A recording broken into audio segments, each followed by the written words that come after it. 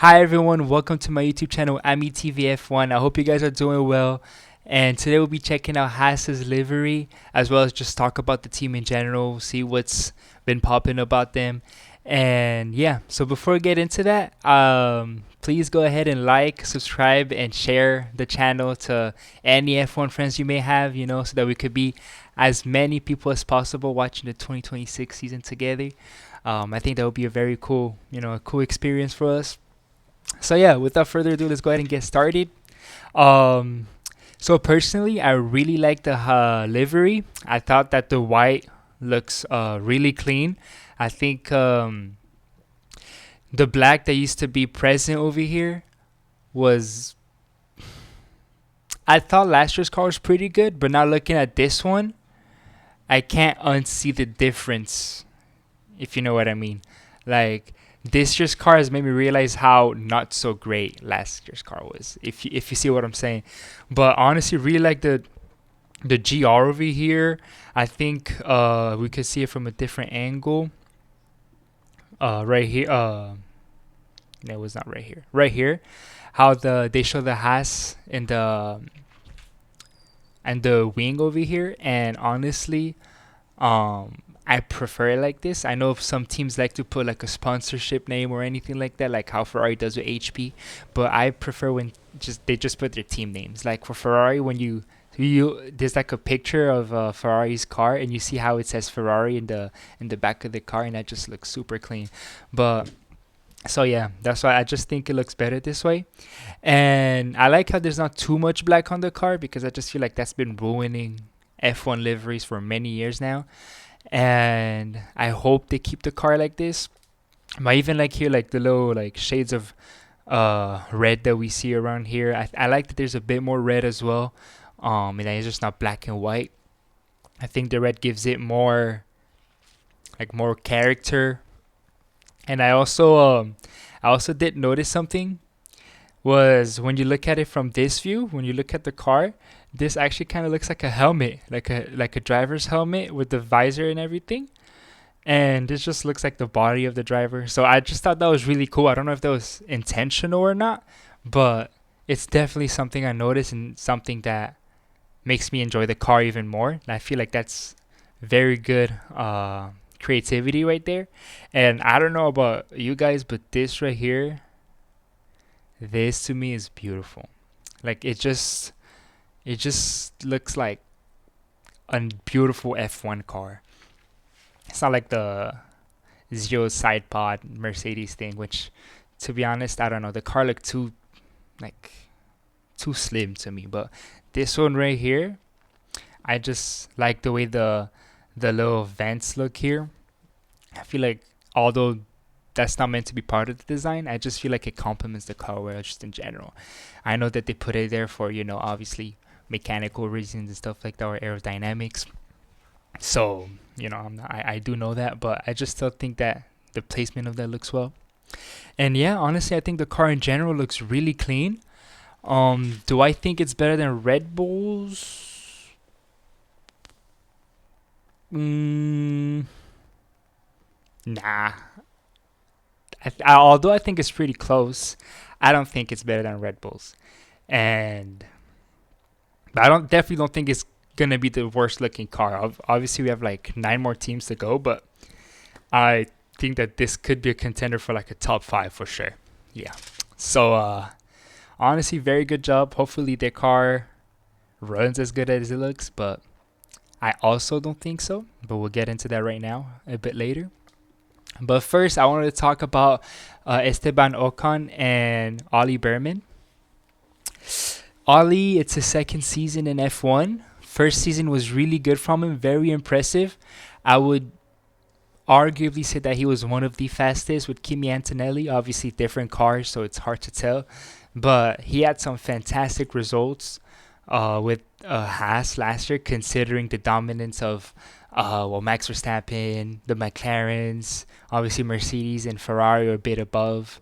Um, and Haas wasn't necessarily always the best midfield team either. So the fact that he still managed to get some points and get some fourth place finishes, I believe, That's just that just shows his talent. And I think given the right car, he could definitely get race wins. Now I don't know if Haas will provide him with that, but I like what they're doing with their Toyota partnership, which we'll get into towards the end of the video. And I honestly think that he will have a step forward this year. It would just have to depend on how the other teams look, and obviously with one more team added to the grid, it's gonna be even more competitive. So I'd like to see how he does, and I'm definitely interested in his career. It feels like he's kind of destined to be a Ferrari man after Lewis Hamilton leaves, but we'll see about that. Right now, I just hope he keeps on improving and keeps on going better because he definitely has a potential to be one of the top drivers on the grid. And as far as Esteban Ocon, I think he looks good with Haas, to be honest. Obviously, he was close to not having a seat. He had a whole drama with Alpine to end the 2024 season. He didn't partake into the last race and all this drama. Um, I think last year he did all right. I did think that Ollie Berman like gave him a warning last year. It's like, hey, it's my first year and I'm already like close to you. This next year, I'm looking to beat you. So I think Esteban is definitely under pressure this season because if he gets beaten by a second season driver, like where does he go from here? You know, obviously, as of right now, it does seem like he's good with Haas, but if Haas does take that next step and Ollie Berman performs and Ocon is like kind of left behind, like what happens to him? So I definitely do think that he's in a bit under pressure. Obviously, I don't think that he's completely like talentless or not good enough to be an F1. I definitely think he's good. I definitely think that he could support a midfield team. I don't think he's a top team driver like a Mercedes or a Ferrari, McLaren, Red Bull. I don't see him there, but I think it could definitely help a midfield team pull, the odd good result. Um, so yeah, I'm honestly looking forward to this driver pairing because it's a strong one. It's not the strongest, but once again, I think they're definitely up there. And it's two drivers that I think are reliable, although Esteban will do the every now and then he'll just crash into people and do a move that you don't really understand. And now that the cars are more, I guess, driver IQ like heavy, um, I do expect Ocon to be in a lot more crashes, but not because I'm saying his IQ is low, but simply because when he fights, he does tend to get a bit too aggressive sometimes, and it can cause him to crash out. But other than that, like I said, just to end it off on them two, I think that they're a strong driver pairing, and Haas is definitely headed to the right direction to stay in F1 for longer. Now, I wanted to talk about the Toyota partnership with Haas because that's definitely one of those things that tells you how serious Haas is when it comes to the F1 team, how invested they are. Because now with their partnership with Toyota, although like they're sharing the name, sponsorship and everything, and it does look like Toyota's having a heavy how do you call it, I guess, impact on the team. They're really like they actually are, although it may not seem like it.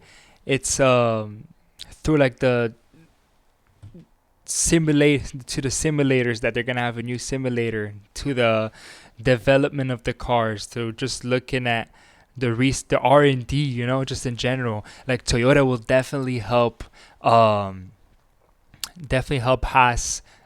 reach that next step. And even with their junior driver category, like, right now Haas wants to grow that, and Toyota has a very strong racing foundation, so they will definitely be able to help Haas reach that next level in that category as well. So I just think all in all that this is beneficial for both teams. You know, Toyota gets to be back in F1. Haas gets to make that next step and solidify themselves as a midfield team. And maybe, who knows, one day in like 10 years, Haas will be one of the names that we talk about alongside McLaren and Ferrari, and Red Bull and Mercedes. Although right now I don't see it, but I mean, if they keep improving like this and keep making the right steps, especially with their team principal, who I believe has been tremendous for the team. I mean, anything could be possible for them. All they need is to get the regulations right at some point, and that's it. That's that sorted for them. But yeah, excited to see what Haas does this season. That's pretty much it for the video. I hope you guys enjoyed, and we'll see each other tomorrow for another livery reveal. Which who is next? Actually, sorry, I just my mind went blank. Oh, for Audi, the much awaited Audi F1 start. So yeah, we'll see each other tomorrow for the Audi livery reveal. You guys will hear my thoughts about them as a team, the livery, the drivers, and everything.